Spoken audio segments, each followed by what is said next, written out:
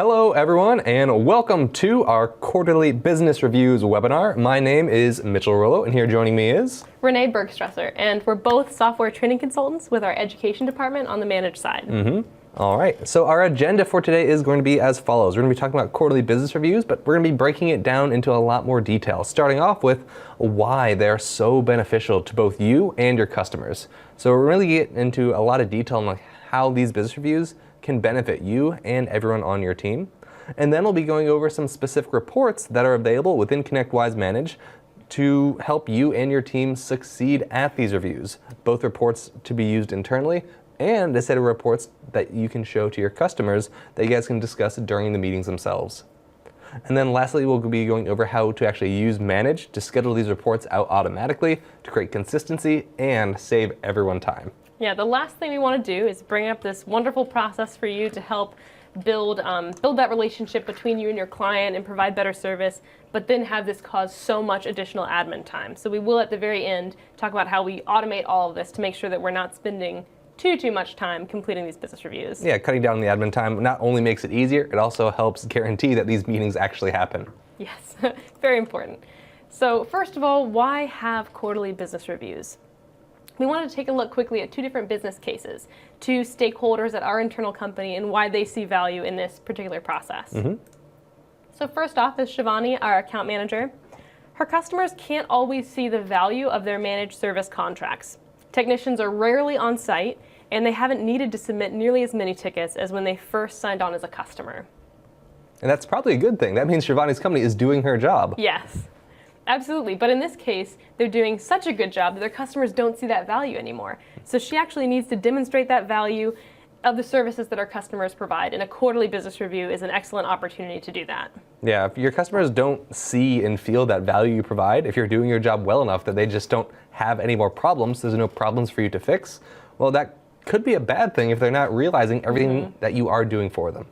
Absolutely. And then sort of on the other side, that's more of our external perspective. Make sure the client sees our value, wants to continue working with us. Internally, we have Sam, our CFO. He knows that not every customer is created equally. Some demand more time and attentions than others.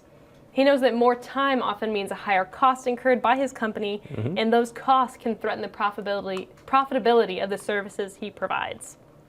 So in this case, he needs to be able to justify price increases to unprofitable customers.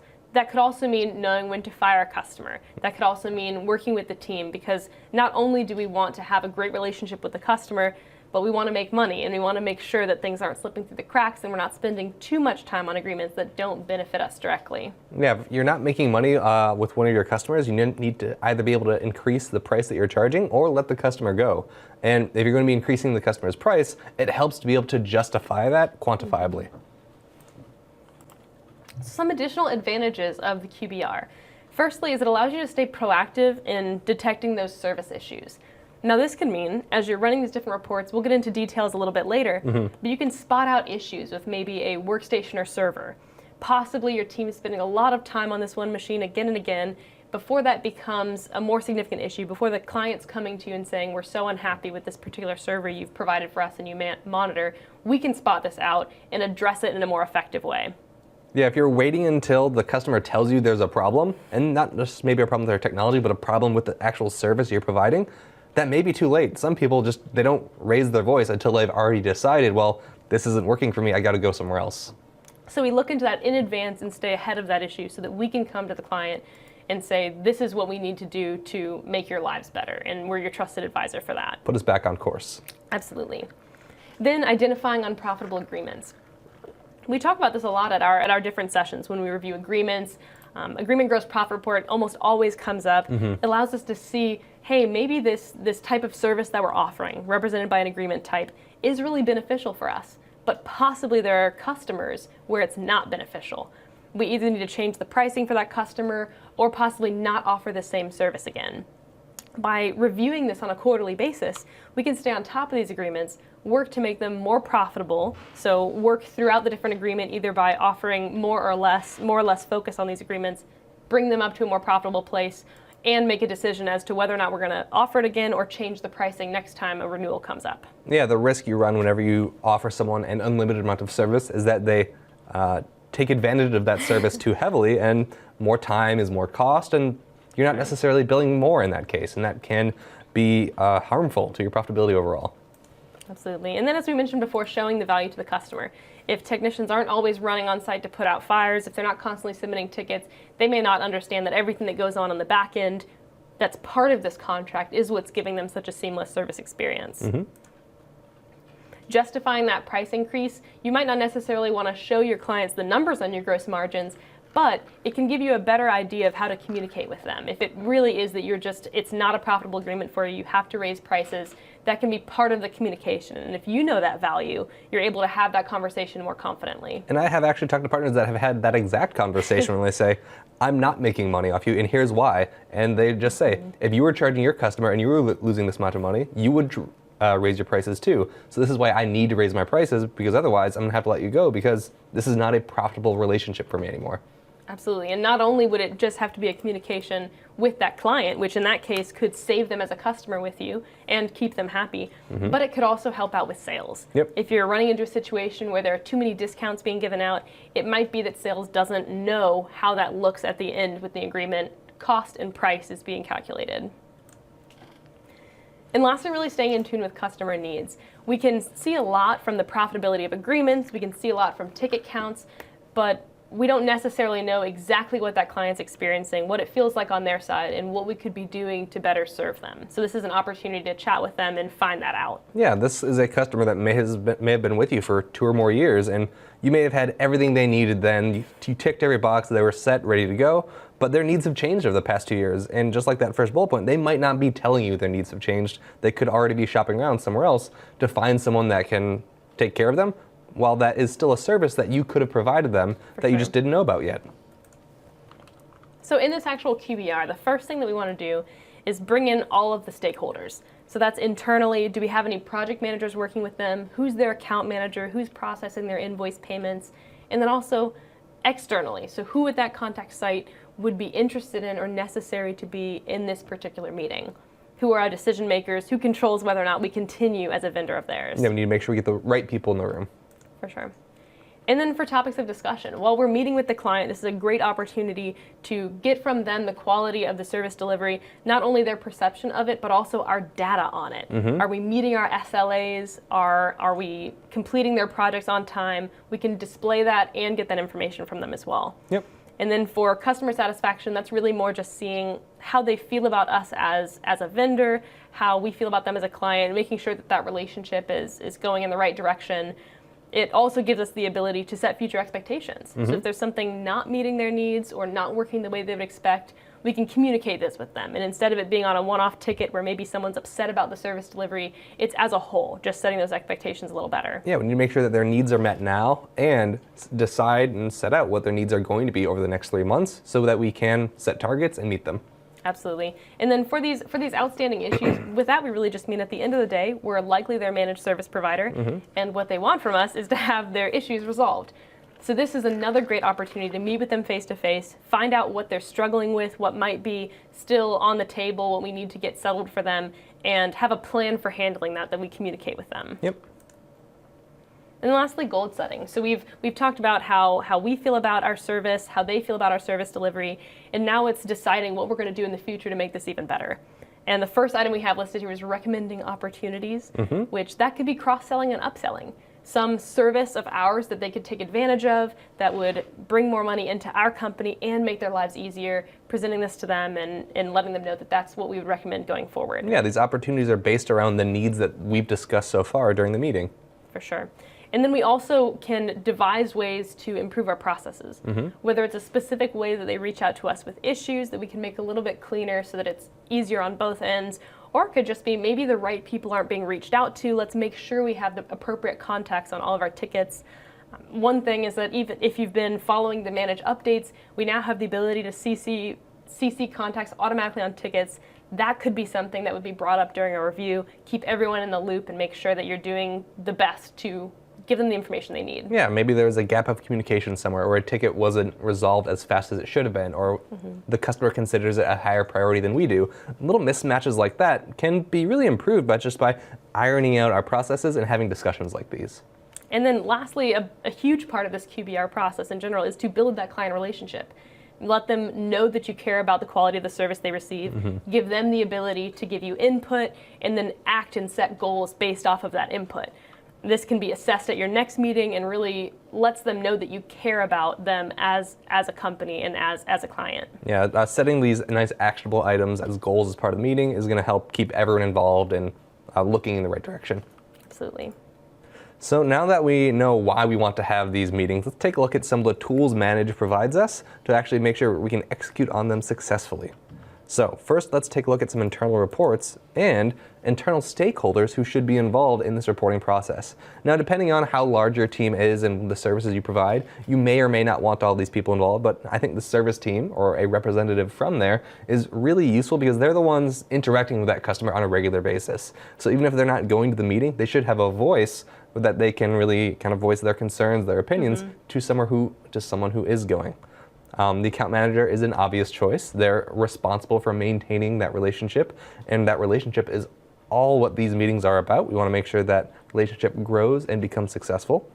The finance side is important, as we need to make sure that they are paid and up to date on all of their invoices. And if they are not, that is a potential problem that can be discussed during the meeting. And obviously, if we offer projects, the project manager is a no-brainer. Now, I have a long list of reports here, and I don't have the time to go over all of them.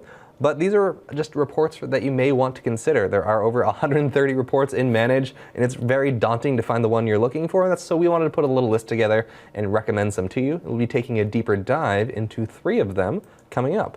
It's going to be that service type, subtype, and items, the configuration analysis, and that company profitability trending. So let's take a look at that first one now. So with the type, subtype, and item, this is one that's useful to run internally, as it's going to give you a breakdown of all of the tickets and time that the customer is going to be submitting, and you'll be working for them. This one can be filtered down to just a specific customer. In this case, you can filter it down to just the last quarter's worth of tickets as well.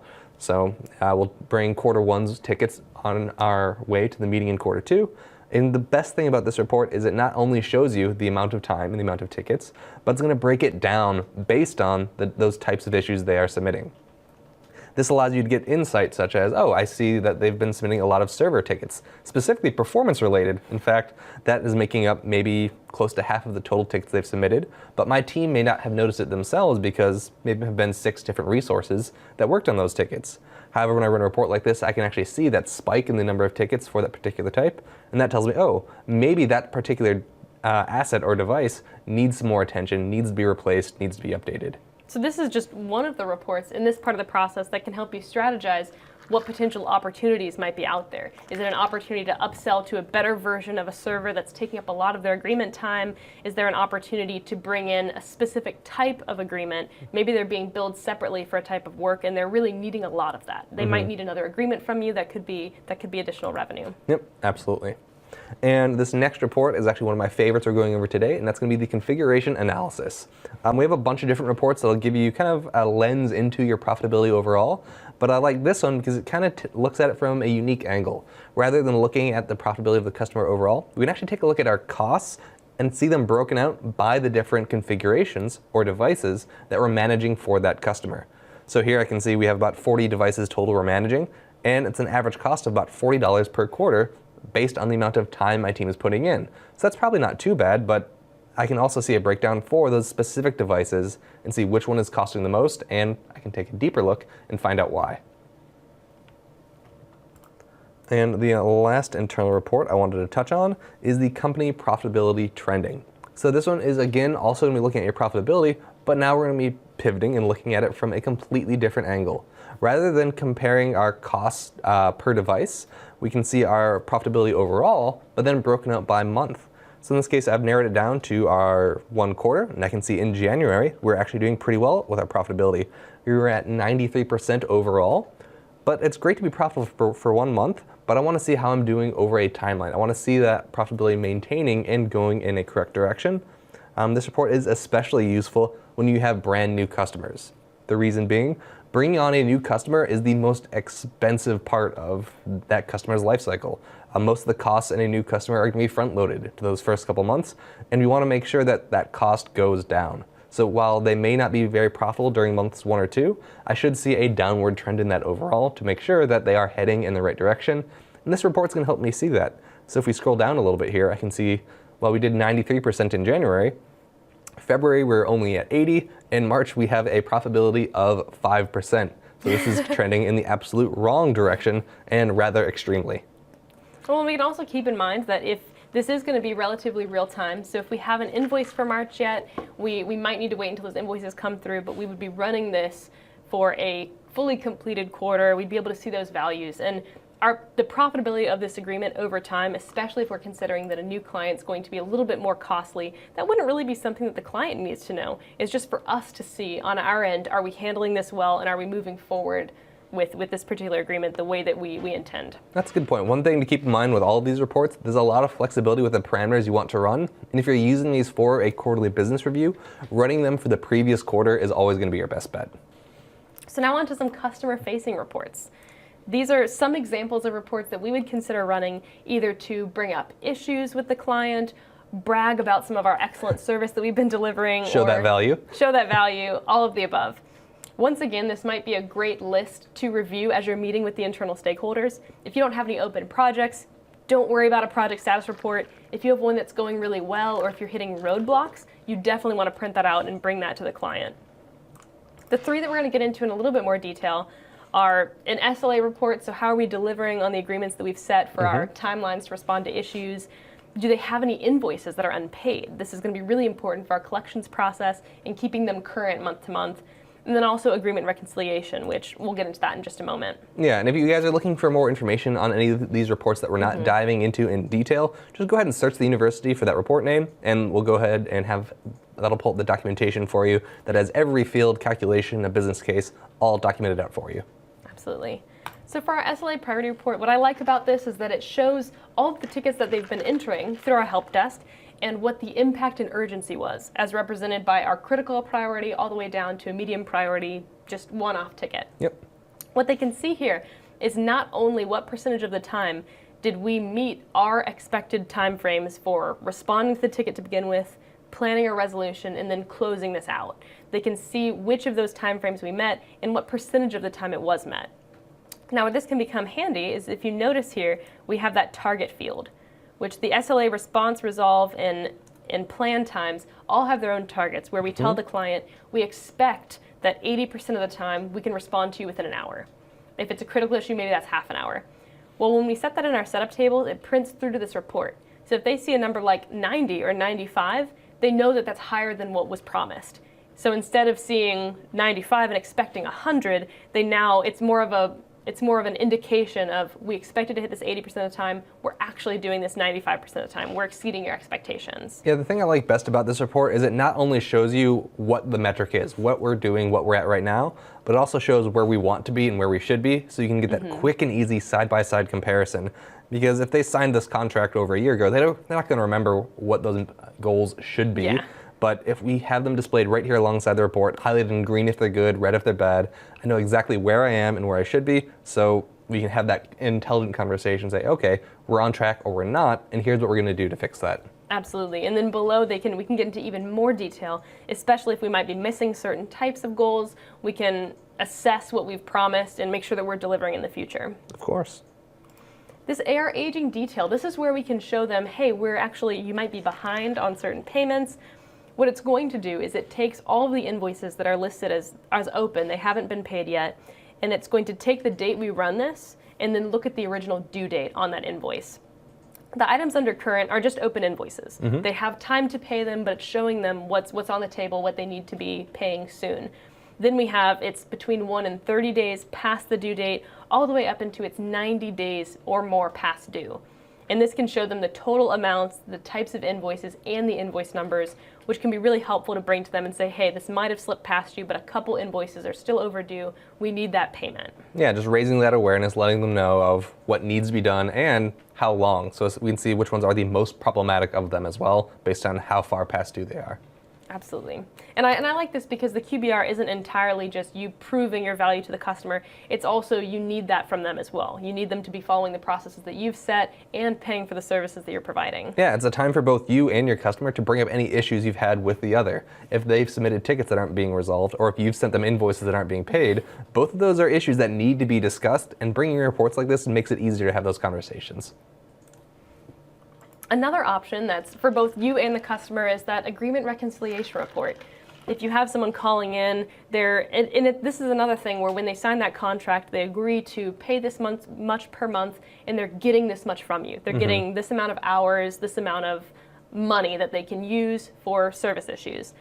Well, they might not always have that in the back of their heads. Hey, I have 20 tickets per month, or hey, I have $500 per month. This report shows them exactly when that time is being allocated, it shows them when that time is expiring, and it shows them what they've used so far and what they have left. So this can be extremely helpful. You would print this type of report to show them what tickets have been taken away from their agreements. And this can be an excellent way to upsell them or cross-sell them to a different agreement. If you notice that month after month, they're being billed extra because they're running out of hours, they might not like getting all those bills. They might not understand why they are. But you can print this report, show them how much of your service they're using, and say, hey, we actually have a more premium contract that gives you double the hours. And because of this, we think you would use it. Yeah, if over the last quarter they're consistently running out of time on their agreement, I guarantee you they're going to want to see a line-by-line list of where that time is going and why they have none left. So this helps kind of show that and explain that. And if you are seeing that they are using it up consistently every single month, well, that's a great opportunity to maybe sell them more time to help them better manage the amount of time that they are actually needing. All right, so now that we know why we want to have our reviews, our quarterly business reviews, and what to bring to them, let's go ahead and talk about how Manage can help us schedule those. And for that, we're going to take a look at Cameron, who is our senior technician. So he schedules his quarterly business review meetings during the second week of the month for each quarter. However, if the month starts off busy, he often forgets to prepare during that first week, which can cause problems. You don't want to show up looking unprepared. Or, even worse, he gets double booked for when the meeting is actually supposed to take place, and it doesn't happen, which, if the meeting's not happening, that's just a lot of potential for things to worsen over the next 3 months, and we want to make sure that that does not happen. So, Manage can actually help us make sure that these meetings go off without a hitch. First thing we want to do is take a look at the Team tab on the company screen. This is where we can set up company-specific team members.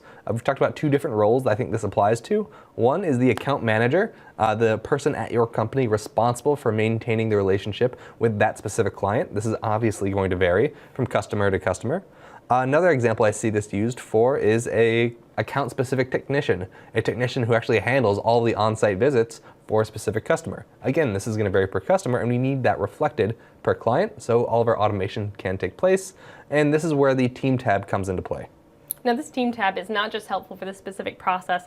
We can use this for notifications across the system. Instead of tying a notification to Cam, our senior technician, we actually tie it to this role that can really easily be changed through something like company mass maintenance. I can go in and say, hey, Cam was promoted. Andy is the new account technician for all these customers. In just a couple clicks, all of that will be reflected. And these QBRs, it's not going to slip through the cracks as Cameron transitions into his new role. It's just going to reassign that to the new account tech, the new person responsible for this. Yep. So another piece of automation we have is going to come down to the actual reports themselves. We want to make sure that we're not manually running these reports. I think we had like 15 of them listed total. And if I had to manually run those for every single one of my clients, that's hundreds of reports already. That is a ton of time that I don't want to spend. So instead, we're going to schedule them out to be delivered automatically.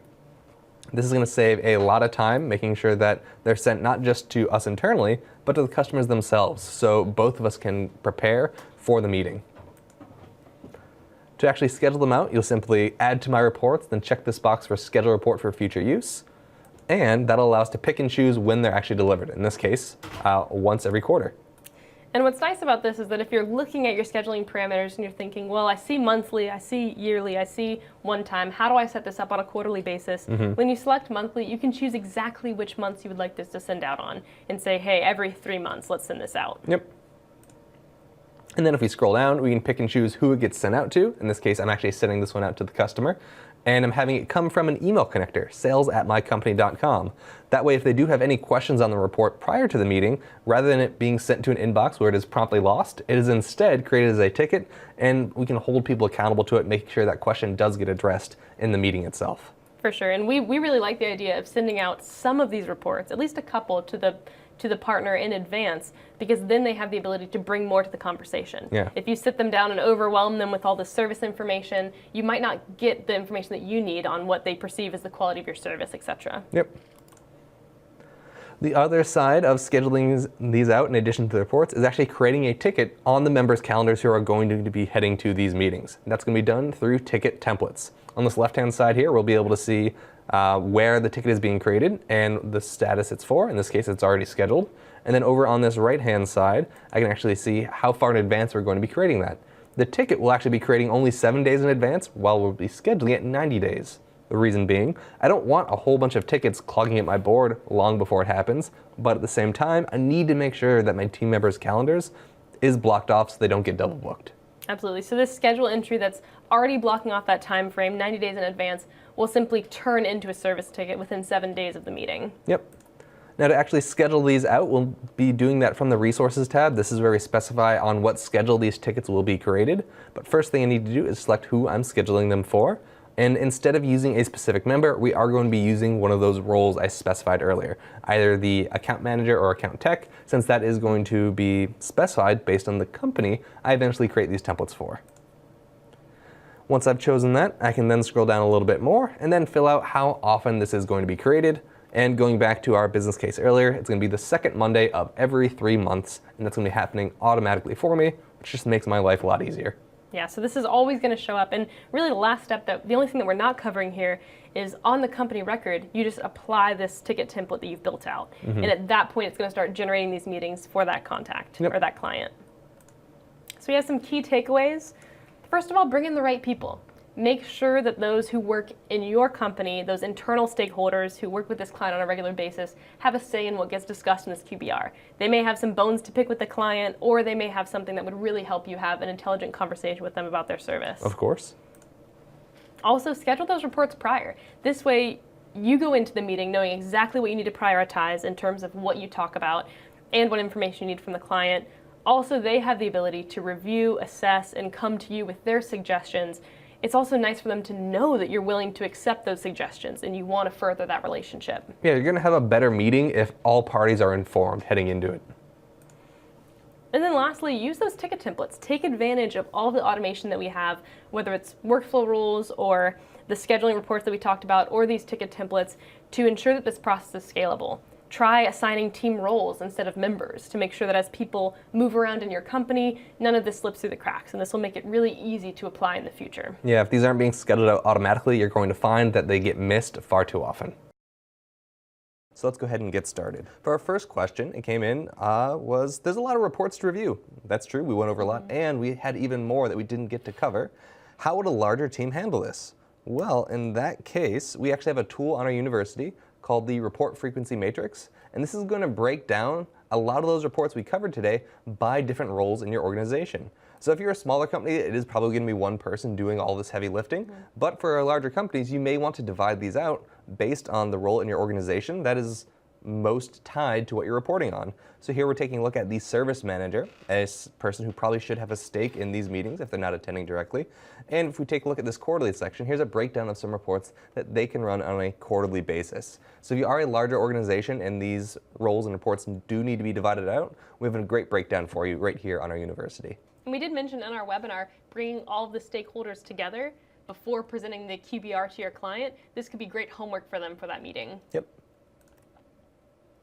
Is there a report that can show all of the client's tickets and a simplified explanation of what we did to remediate?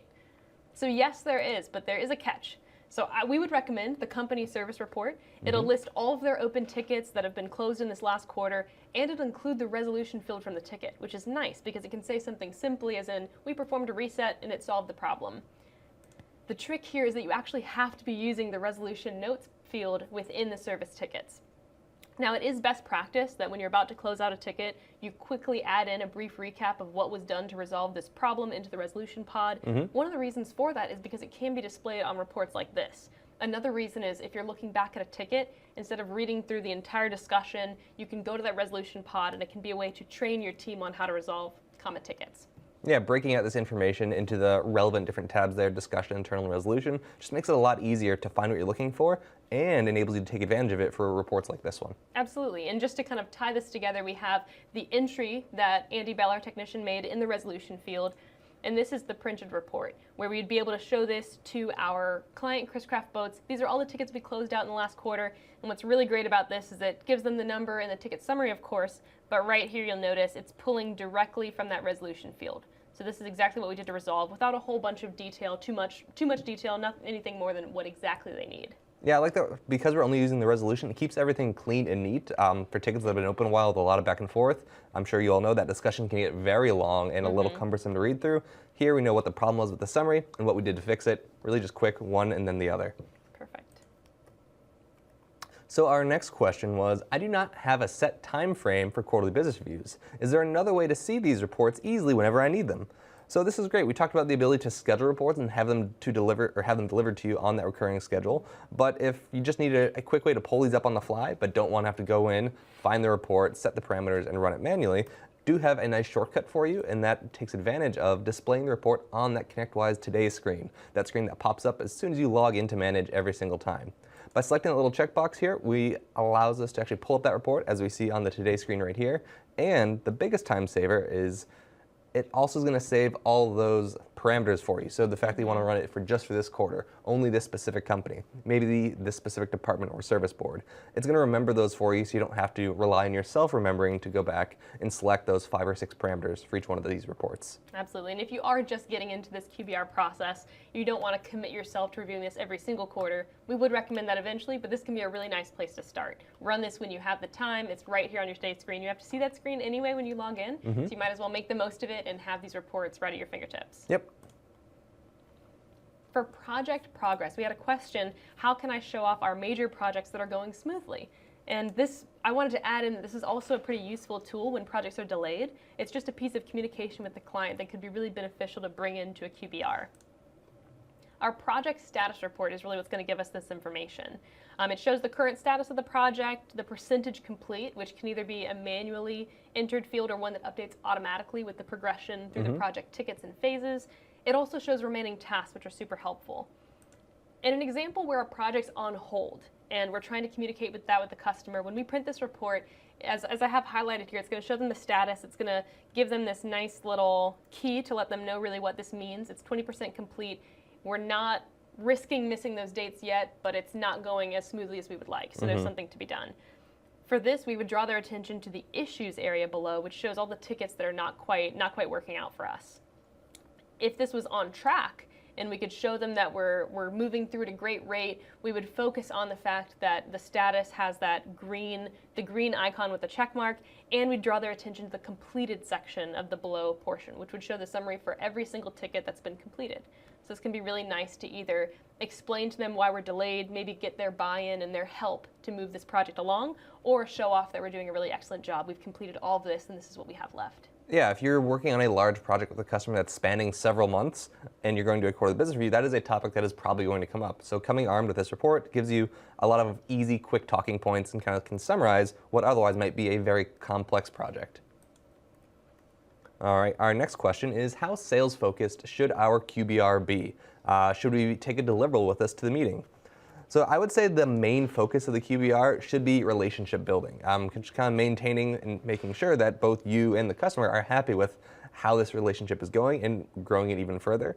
Now, an organic part of that is going to be sales opportunities.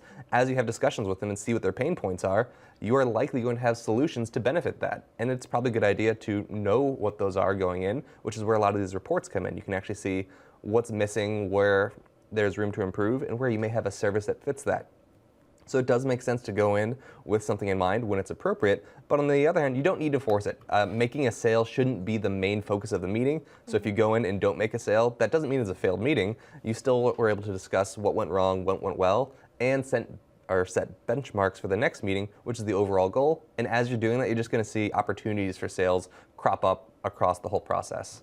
For sure. I also think that there's a chance it could become a bit of a negative relationship with scheduling if they think that every single time they meet with you, you're going to try to sell them something else. Yeah. So maybe if it comes up during it, it'd be a great opportunity. However, it really is about meeting their customer expectations, setting their expectations, and then hopefully exceeding them with each meeting so they stay with you. Yeah, and if you find pain points across many of your customers and you don't have a solution for that, well, maybe that's something where you guys could develop something and sell to them in the future if it is something that is occurring time and time again across all of your customers. That's actually a wonderful segue into our next slide, because we found a pain point with our clients, our partners, and we're solving for it with a new offering. So our new product, if you haven't already heard about this, we announced it pretty recently at our last IT Nation Connect event. We are now offering ConnectWise Identify, which is something that you could potentially bring into your quarterly business reviews, as it's really our way of helping you get into the managed security space confidently. So these are just a kind of a high-level overview of what Identify is intended to do to help you identify, protect, detect, respond, and recover from potential security threats. Now we have this screenshot here I wanted to also show you, talking about our top risk areas, which this is in reference to the NIST framework. It's going to show you ones that we are not meeting fully, and then as you see here with the medium and low, the associated risk, the potential risk of not meeting that particular item within the NIST framework. Yeah, ConnectWise Identify is going to allow you to walk through with your customers how they look like from a security perspective, what they're doing well, what they're doing poorly, and where they're vulnerable. And once you identify where they are vulnerable, you can have discussions with them and say, hey, we ran this assessment on you, and these are the points here that are potentially vulnerable for you, and this is how big of a risk it is. And at that point, they can say, oh, we need to do something about that. What solutions are you offering me? Or they can say, no, I'm fine with that gap. And now they're taking on some of that responsibility.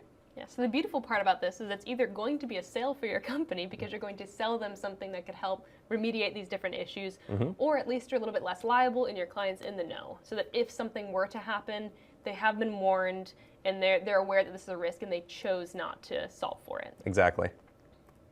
To learn more about this, you can always go to our simple link, connectwise.com/identify. So that's all that we had prepared, our questions that we received in advance. If you have any additional questions about quarterly business reviews, please add them to the Q&A pod now, and we'll start going through those. Yep. And it looks like we did have one come in so far, and that one is, do I have to create a separate template per company so that the QBR tickets get opened on different days?